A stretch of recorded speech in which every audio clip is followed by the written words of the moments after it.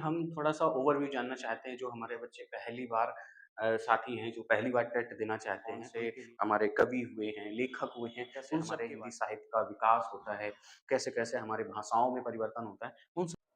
Hello दोस्तों, जो कि हमारे साथी हैं, यूपी टेट की तैयारी कर रहे हैं, शिक्षक भर्ती की तैयारी कर रहे हैं, तो अभी हमारा एक नोटिफ़िकेशन आया है यूपी टेट 2026 का पाठ्यक्रम उसमें हम बताने वाले हैं और हमारे जितने भी शिक्षकगण हैं, वो इसकी तैयारी करना चाहते हैं, तो उसका जो सिलेबस है, उसके विषय में आज हम थोड़ा-सा बताना चाहेंगे कि जो हमारा प्राथमिक होता है, प्राथमिक यानी कि 1st टू 5th 1 से लेकर के 5 तक की कक्षाओं के लिए हमें टेट पास करने के लिए किन-किन विषयों को पढ़ना पड़ेगा। तो पहला विषय आता है हमारा हिंदी का, दूसरा विषय आता है अंग्रेजी का, तीसरा विषय आता है गणित का और चौथा विषय हमारा पर्यावरण का और फिर है बाल विकास का। ठीक है? इन सब चीज़ों को हम यहाँ पर अध्ययन करेंगे। अब बारी-बारी से इसमें थोड़ा-थोड़ा हम यही जानेंगे कि इस विषय में हमें क्या-क्या पढ़ना है, कौन-कौन से इम्पोर्टेंट पॉइंट होते हैं, उन सब चीज़ों की जानकारी हमको लेनी है। जैसे हम यहाँ पर हिंदी को पढ़ने के लिए आएँगे, तो हिंदी में हमें जैसे कि ज़्यादातर समास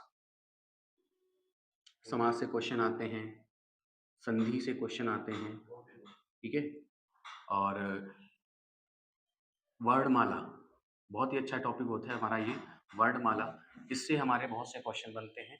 ऐसे ही बहुत सारे टॉपिक्स होते हैं हिंदी में, जिनका कुछ न कुछ वेटेज रहता है।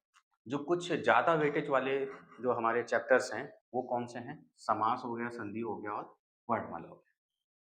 उसके बाद अंग्रेजी में जैसे आते हैं तो part of speech, sentence error, ठीक है? वर्ब, एडवर्ब, एडजेक्टिव, इन सब चीज़ों में हमें ये मदद करता है।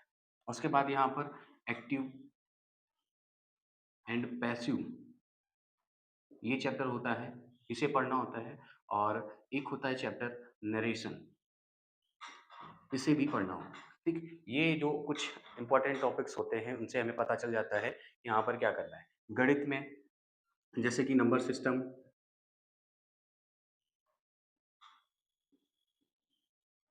हो जाता है, ठीक है? और प्रॉफिट लॉस पढ़ते हैं, प्रॉफिट एंड लॉस हो जाता है, परसेंटेज का चैप्टर रहता है, परसेंटेज का चैप्टर यहाँ पर पढ़ते हैं हम लोग। सीआईएसआई पढ़ते हैं, चक्रवृद्धि ब्याज और सिंपल इंटरेस्ट, है ना? साधारण ब्याज, इन सब के बारे में पढ़ते हैं। पर्यावरण में हमें अगर ज़्यादा चीज़ें जानकारी लेनी है, तो हमारे पास 4th टू 8th तक का जो भी हमारा ईवीएस का एनसीईआरटी आता है, उसे पढ़ना बहुत इम्पोर्टेंट है, सबसे इम्पोर्टेंट बात। यहाँ पर हमें ईवीएस में ज़्यादा से ज़्यादा नंबर लाने के लिए हमें इसे बहुत ध्यान देना होता है। एनसीईआरटी, जितना एनसीईआरटी पर हमारा फोकस रहेगा, उतने ही अच्छे हम नंबर ला सकते हैं। बाल विकास को अध्ययन करने के लिए हम देखते हैं कि जो हमारे मनोवैज्ञानिक हैं, थॉर्नडाइक हो गए, जीन पियाजे हो गए, कोहलबर्ग हो गए, ऐसे बहुत सारे वैज्ञानिक हैं जिन्होंने बच्चों के समझ को समझने के लिए कुछ ऐसी अवधारणाएँ बताई हैं, कुछ ऐसे नियम बताए हैं, जिससे उनको सिखाने में हमें थोड़ी-सी मदद मिलती है। और यही सब चीज़ें हमें अपने बच्चों में सिखानी होती हैं। क्लास 1 से 5th तक हमें सारे बच्चों को उनको समझना है, कौन-सा बच्चा प्रतिभाशाली है, कौन-सा बच्चा सामान्य श्रेणी में आता है, कौन-सा सब आता है। तो वो सब चीज़ें हमें यहाँ पर सीखने को मिलेंगी, ठीक है? तो ये तो रहा हमारा क्लास, जैसे कि हमने डिस्कस किया अपने 1 से लेकर के 5th तक के जितना भी पाठ्यक्रम है, उसके बारे में हमने थोड़ा-सा ओवरव्यू बताया है। डीपली अध्ययन करने के लिए जैसे-जैसे हम इसका अपना पहला वीडियो लेकर आएँगे, हमारा हिंदी का होगा, फिर 2nd क्लास इंग्लिश की होगी, मैथ की होगी, ईवीएस की होगी, बाल विकास की होगी, तो वहाँ पर चीज़ों को हम थोड़ा और अच्छे से पढ़ रहे होंगे और अच्छे से समझ रहे होंगे। और अभी हम थोड़ा-सा ओवरव्यू जानना चाहते हैं, जो हमारे बच्चे पहली बार साथी हैं, जो पहली बार टेट देना चाहते हैं, उनके लिए ये पहली बार रहेगा।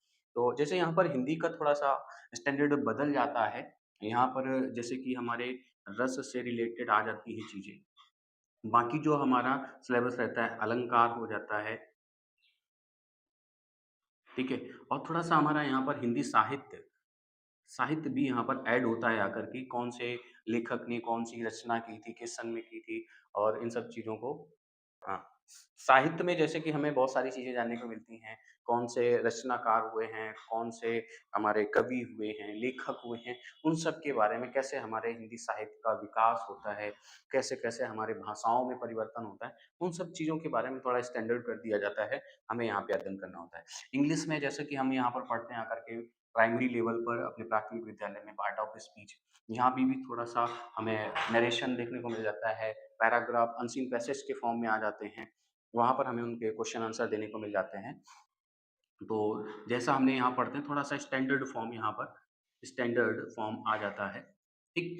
और विज्ञान पढ़ने के लिए अब नया सब्जेक्ट यहाँ पर जो हम पढ़ रहे थे ईवीएस पढ़ रहे थे। अब यहाँ पर हमें पढ़ना होता है विज्ञान। विज्ञान में हमें यहाँ पर फिज़िक्स, केमिस्ट्री, ठीक है? एंड बायोलॉजी, बॉटनी उन सब के बारे में डीप अध्ययन करना होता है क्योंकि ये जो हमारा माध्यमिक लेवल होता है ये थोड़ा-सा प्राइमरी लेवल से अप होता है और इसे पास करने के लिए आपको बहुत थोड़ा मेहनत करनी पड़ती है। इतना भी मेहनत नहीं कि आप सारा दिन उसी में लगे रहें, आपको थोड़ी मेहनत करनी पड़ती है और उन सब चीज़ों को यहाँ पर क्लियर कर लेते हैं। मैथ भी यहाँ पर थोड़ा-सा मॉडरेट लेवल का रहता है। मॉडरेट लेवल का रहता है कि मैथ में जो क्वेश्चन होते हैं, कॉन्सेप्ट होते हैं, एडवांस थोड़ा यहाँ पर शामिल हो जाता है और सारी चीज़ों को यहाँ पर हम लोग देखेंगे, समझेंगे। धीरे-धीरे जब जैसे ही हम इनकी क्लासेज़ अटेंड करेंगे, वैसे-वैसे इन सब चीज़ों को हम आगे की ओर डिस्कस करते हुए चले जाएँगे और यहाँ पर बाल विकास में जैसा यहाँ पर हम बाल विकास पढ़ते हैं, सेम ऐज़ यहाँ पर भी हमें बाल विकास पढ़ने को मिलता है। यहाँ पर हमें हो सकता है कि कौन से जो हमारे वैज्ञानिक हुए हैं, उन्होंने कौन से कथन बोले हैं, कौन-सी उनकी कृतियाँ रही हैं, कौन से नियम दिए गए हैं, तो वो सब हम जब यहाँ पर पढ़ने का प्रयास करेंगे, तो बाल विकास हमारा दोनों जगह सेम टॉपिक्स रहता है। कुछ टॉपिक्स होते हैं जो प्राइमरी पूछे जाते हैं और कुछ टॉपिक्स जो होते हैं, वो माध्यमिक शिक्षा में पूछे जाते हैं। तो इस तरीके से आज हमने एक छोटा-सा वीडियो, छोटी-सी झलक अपने यूपी टेट के लिए यहाँ पर प्रकाशित की है। आने वाले वीडियो में हम सबसे पहले एक इंट्रोडक्शन क्लास लेंगे कि हिंदी में हमें क्या-क्या पढ़ना है। कुछ उसमें टॉपिक्स भी बताए जाएँगे, कुछ इम्पोर्टेंट की पॉइंट भी बताए जाएँगे और उसके बाद फर्दर हम लोग आगे की क्लासों को स्टार्ट करते हुए आगे बढ़ेंगे। धन्यवाद। इसी के साथ हम अपनी क्लास को समाप्त